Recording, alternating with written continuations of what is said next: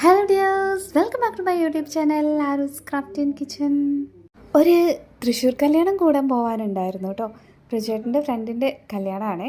അപ്പോൾ ഞങ്ങൾ തലേ ദിവസം തന്നെ പോയിട്ട് അവിടെ ഗുരുവായൂരപ്പനെ ഒന്ന് തൊഴുത് വണങ്ങിയിട്ട് അടുത്ത ദിവസം രാവിലെ കല്യാണത്തിന് കൂടി തിരിച്ച് വീട്ടിലേക്ക് പോരാന്നുള്ള പ്ലാനിങ്ങിലായിരുന്നു കേട്ടോ.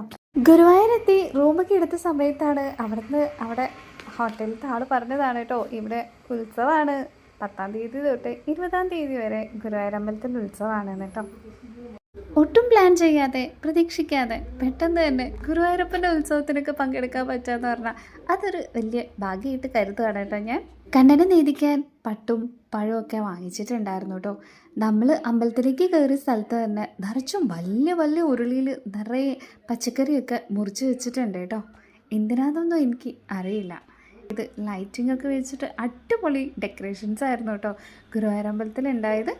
പിന്നെ നാടകമുണ്ട് കേട്ടോ, ഒരു സൈഡിൽ അടിപൊളിയായിരുന്നു കേട്ടോ. ഞാൻ നാടകം കണ്ടിട്ടുണ്ടെങ്കിലും ഇത്രയും സൂപ്പറായിട്ടുള്ള ഒരു നാടകം കണ്ടിട്ടില്ല. ഞങ്ങൾ കുറച്ച് നേരം അവിടെ നിന്നിട്ട് നാടകമൊക്കെ കണ്ടിട്ടുണ്ടായിരുന്നു കേട്ടോ.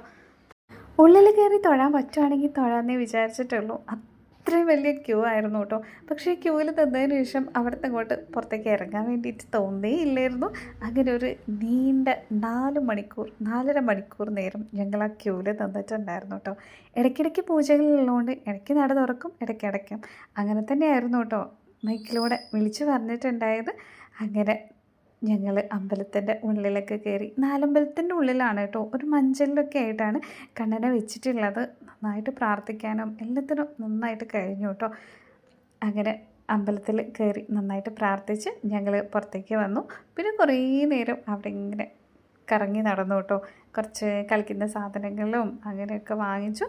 പിന്നെ ഭക്ഷണം കഴിക്കാൻ വേണ്ടിയിട്ട് ഇവിടെ അടുത്തൊന്നും ഹോട്ടലൊന്നും ഇല്ലായിരുന്നു കേട്ടോ. ഞങ്ങളൊരു 11:30 ആയിട്ടുണ്ടായിരുന്നു പുറത്തിറങ്ങാൻ വേണ്ടിയിട്ട്. നല്ല കഞ്ഞിയും കടലയൊക്കെ കഴിച്ച് സുഖമായിട്ട് പോയി കിടന്നുറങ്ങി കേട്ടോ.